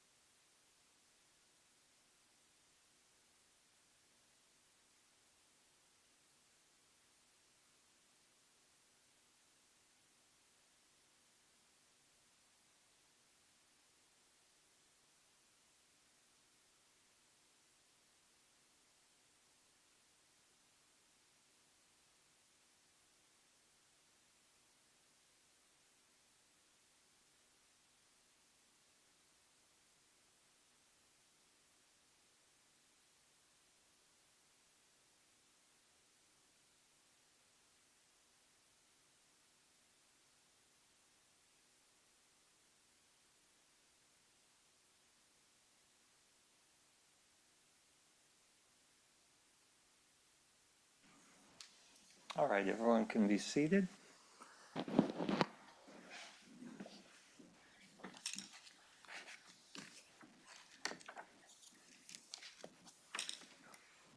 All right, I sustain the objections. So, Ms. Maxfield, if you can reword the question. Yes. Let me back up then, Ms. Lou. We were having when you woke up, you were overhearing a conversation that you took to be a brainstorming conversation regarding a storyline. Yes, And the storyline that was being brainstormed was a story. Your Honor, If we're about to get into what the storyline is No, about. Your Honor, it's where we were before. Uh, I'm working within the court's rules, I All right, promise. all right. But it's going to be easier if I lead rather than, No, I understand. Let's hear the question. and the storyline was a story that Ms. Brophy was writing. yes, yes. And the conversation focused on the plausibility or implausibility. Sustained. I don't want any discussion about the topic of the storyline. I'm not, I don't plan to go there. Okay, all right, let's hear it. When writers brainstorm, Yes, they often test the plausibility of storylines. Is that right? that is correct.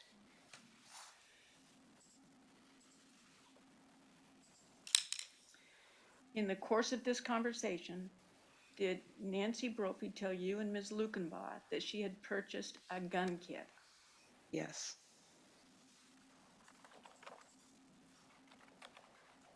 Do you remember where you were when you learned that Dan Brophy had been killed? I was at home. And how did you learn?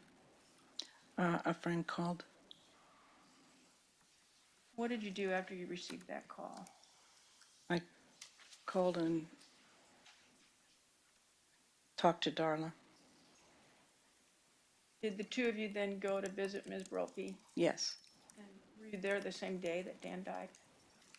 yes.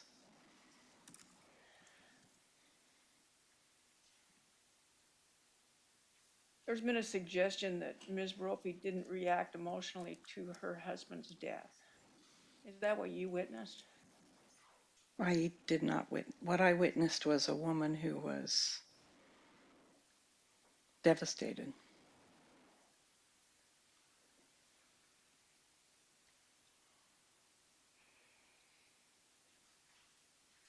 I have no further questions. Thank you. Cross-examination. thank you. Good morning, Ms. Luke. The conversation that you had in that car, where were you going? Do you recall what retreat that was?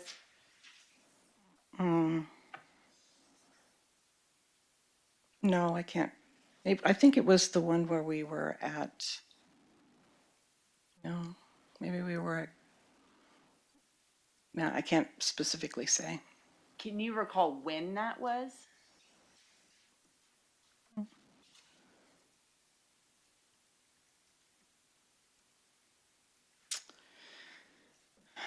Early in the year, or maybe like in spring or summer. Of 2018? I'm sorry. I don't remember the year. Okay. You just remember a time you were in the car with the three of you? Conversation, yes.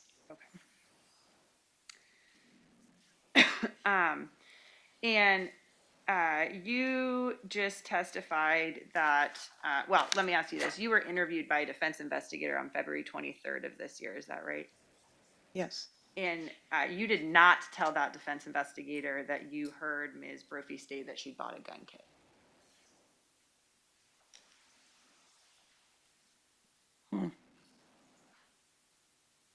I might not have.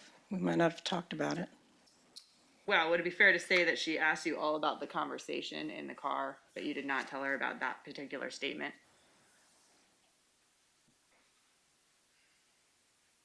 Maybe not. Ms. Brophy never told you that she bought a firearm at a gun show, did she? No, she did not. Did Ms. Brophy ever tell you that she bought a sliding barrel on eBay? No, You mentioned in that same interview, did Ms. Brophy ever confide in you about money or financial problems? no. I don't have any further questions, thank you. Okay, redirect. Yeah. If you don't tell another person, even a close friend, everything about your life, does that mean you're keeping secrets? No, it does not. But the two of you did have frequent conversations about your marriages. Well, yeah, we, like friends do, we talked about our husbands and, you know. And I think that the part of what you said that council left off was that if Nancy and Dan were having problems, you would have known about it. So, because we did talk about, you know, sometimes what was going on in our lives, you know. My husband has a big shop garage that, you know, we talked about some things like that.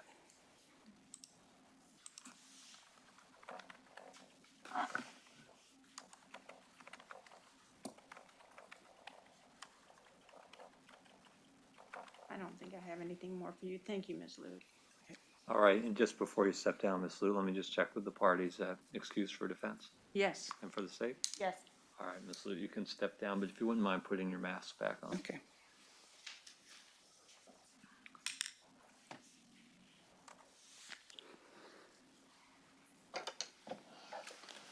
Terry Reed.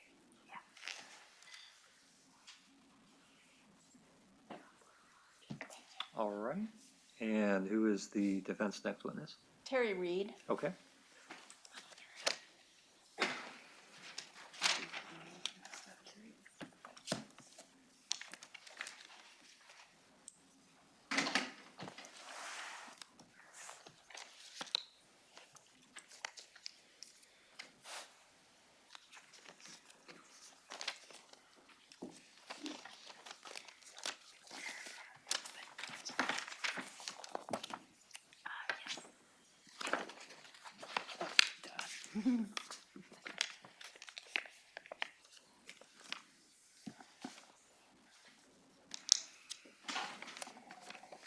All right, Ms. Reed, we'll have you come and step up into the witness box here.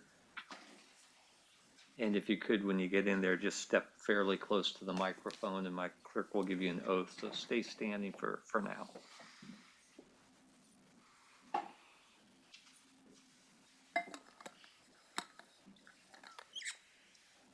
Oh, thank you.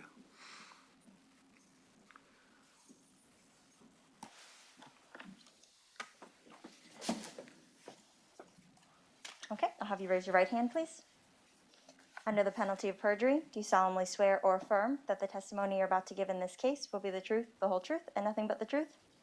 Yes. Okay, then you may be seated. And yeah, if you could just scoot up a little bit and you can take off your mask.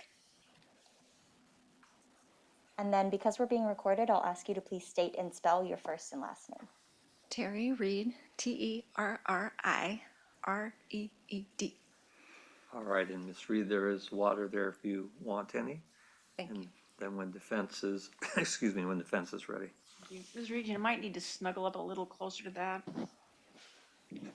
How's that? Is that better? Uncomfortable? It's better hearing wise. You can always bend the microphone down too if that's easier for you. Ms. Reed, I'm going to begin by asking you whether you've already been here once. Yes, I have. Actually been here more than once, haven't you? Into the building, yes. And I confess to both you and the jury not remembering where we left off or what had been covered before you left to come back another day. Yes, So if I cover some questions that we've already covered, I want to apologize in advance. okay, You're a romance writer. correct, You actually sell books. correct. Is that how you primarily make your living now? Yes, And how long have you been doing that? since 2001. And how many books did you write before you got published? I wrote 3, but I worked on them, each book, for probably about 10 years. Uh-huh. Just kept going back to the same book. Okay, yes, well, that's probably not a bad formula, get the first book right. But it took you 10 years of writing, and was it continuous writing all the time? I had little kids, so it was writing when they were sleeping, writing when they were, play dates, but yes, But it took 10 years before you hit the ringer? yes, And I think you testified before that you know Nancy Brophy through your writing, is that right? yes. And how many times a year do you get to spend time with her? Well, we saw each other once a month at our romance writers chapter meeting, and we would have lunch. We would go to writing retreats, maybe once every few years. We would go to conferences and see each other there and hang out. So several times a year? Yes, And have you been to Ms. Brophy's home? yes, And why, what was the purpose to go to her home? for writing retreats, but it wasn't like a retreat. We didn't go anywhere. We went to her house and we all just wrote and brainstormed together and talked. Okay. Let me just talk you very briefly, this brainstorming process, what's that about? Just playing the what if game, asking for help if we have a plot point or we have a character that we need to develop better. And when this happens, do writers sometimes seek the input of other writers regarding the plausibility of a certain storyline? Yes, Is that one of the primary purposes of? yes. During the time that you have known Nancy Brophy, have you had occasion to talk with her or listen to how she talks with others about her husband? Yes. And from that, were you able to form an impression regarding Nancy Brophy's marriage? They were a unit. They were, she always talked about him in a very positive way. He was always our hero when he brought us food. What kind of romance do you write? The majority of what I write is romantic suspense. But you have a niche within a niche as well, is that right? Correct. I write Christian romantic suspense. It's very niche.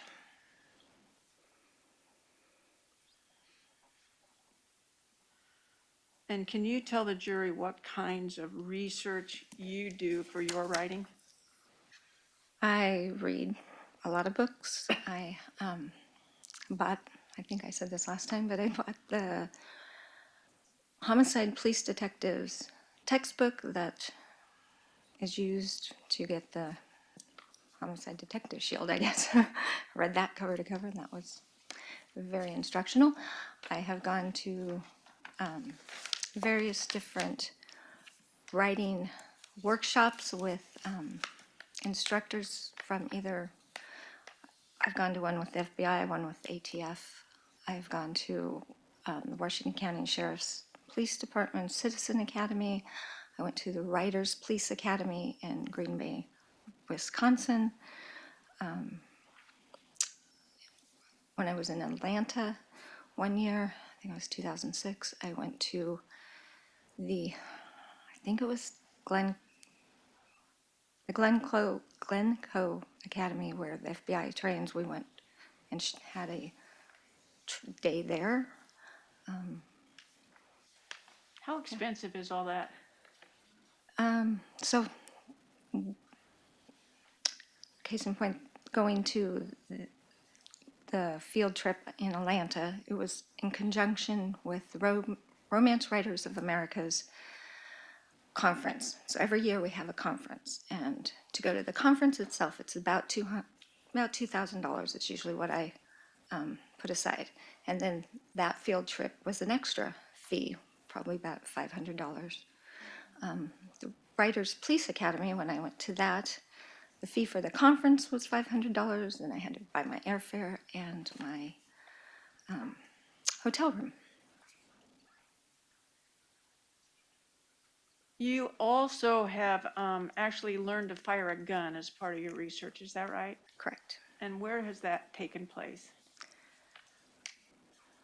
So I have, well, when I went to Atlanta, that was part of our field trip, was we got to fire assault rifles and a sniper rifle, which was really interesting, looking through a scope.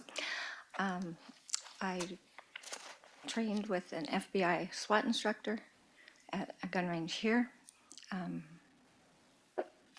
Yeah, Have you ever been to a gun range with Ms. Brophy? no, Have you ever even talked with Ms. Brophy about guns? no, Are you pretty careful to keep your personal life separate from your writing life? I do. Yes.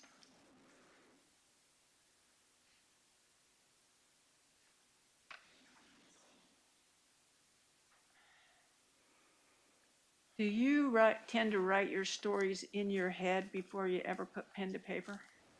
I do. And how much of a story can you roll around in your head before you actually try to write it? The whole story, a part of a story? All of the above. I brainstorm a lot inside my head when I'm in the shower or driving. Walking my dog is a lot. I do that a lot when I'm with just me and my dog. We're walking. I work out plot points. One time, I plotted a whole book when I was with my family at the beach, and we rented the little beach bicycles, and I just rode around the beach and told myself a story, and then went home and wrote it. And that book was published. So, It was published when Yes. you wrote at the beach in your head? yes.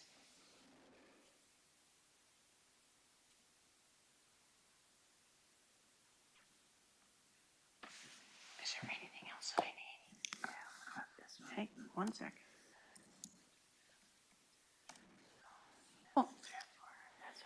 Did you go to a writer's retreat in February of 2018? Do you remember? Yes.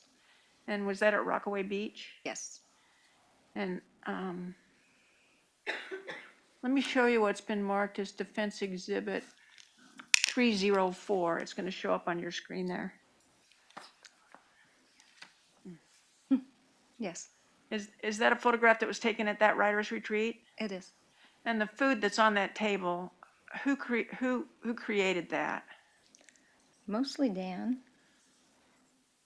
So that was food that Nancy Brophy brought that her husband had created? Yes. And how many different types of appetites or how many different types of diets was that meal trying to take care of? Well, we have a diabetic, we have no gluten, no dairy, no nightshades. So, Ms. Maxfield, you said Exhibit 304, but that's Exhibit 212.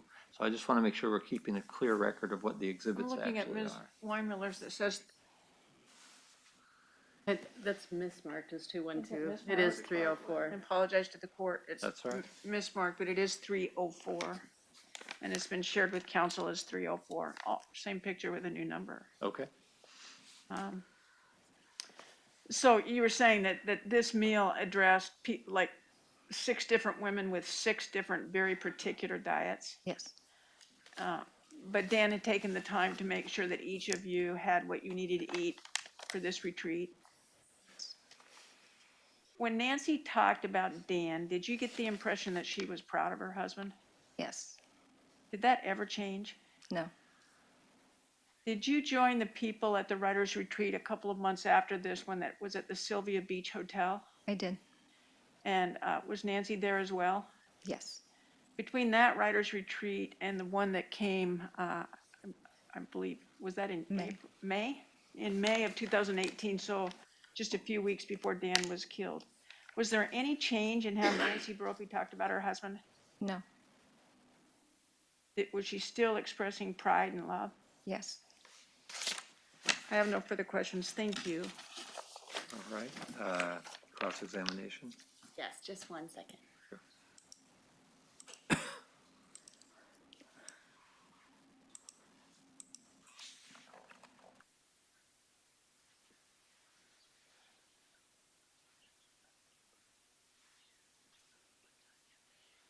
Ms. Reed, do you recall that photo that you just saw? Can you clarify which retreat that was at? That was at Rockaway Beach And when was that? in February. The one at the end of February 2018? I can't recall the exact date. It was wintry. Okay, cold. Yes, Okay, and then that's the next retreat that was it the same group that went to the Sylvia Beach retreat? I believe we were all there. Yes. And do you know who's taking that photograph? Darla, And the Sylvia Beach was in May of 2018. correct. Okay, all right. You mentioned that several of the things, and I think you talked about a lot of them before, that you have done for experience, like hands-on type experience in these different conferences or academies that you've gone to. That'd be fair to say. And are these things you've gone to as you've sold books and then have sort of, without commenting on how much you make from those books, but have the money then to be able to afford these experiences to kind of further your knowledge? Most of them were after I sold, but I did go to some conference workshops. So I started going to conferences in 2009 or 1997, I think it was, or six. Anyway, at those conferences, there would always be workshops that would have guest speakers who were either some kind of law enforcement or first responders or just experts in different fields. So I would, because I knew I wanted to write romantic suspense, I would go to those long before I actually sold. Okay. And I think you talked about those before. Sometimes they'd be something either part of your sort of membership, or maybe you'd pay an extra fee to help kind of support the writers group or Yes. whatnot. Is that right? Okay. And you mentioned today, and you mentioned it before in your testimony previously, that you had gone with, I think it was a SWAT agent to a firing range. Fire range, yes. And I think we had some discussion last time about how that came about, but is that something that you won at an auction? Yes, Okay, and so you had paid, I assume, some auction-related price for that experience? yes, I did. Okay, and so when you went to the firing range, was it an indoor range that you went to?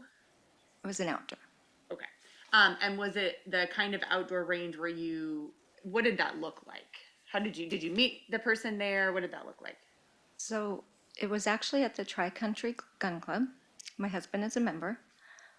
We met the FBI SWAT instructor there at what they call the pits, I guess. They set it up and arranged it. I didn't have anything to do with that part of it. Okay, and so you were able to go to that particular range because your husband's a member. Yes.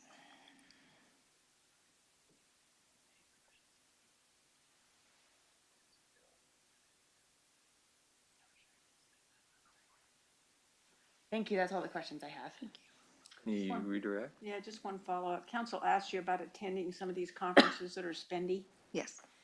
Did you ever attend one of these expensive RWA conferences, the ones that cost $2,000 before you were published? Yes, I started going those in 1996, or I think it was 96 was my first one. Yes. So if you want to get published, you really do need to stay within this circuit, is that right? Yes.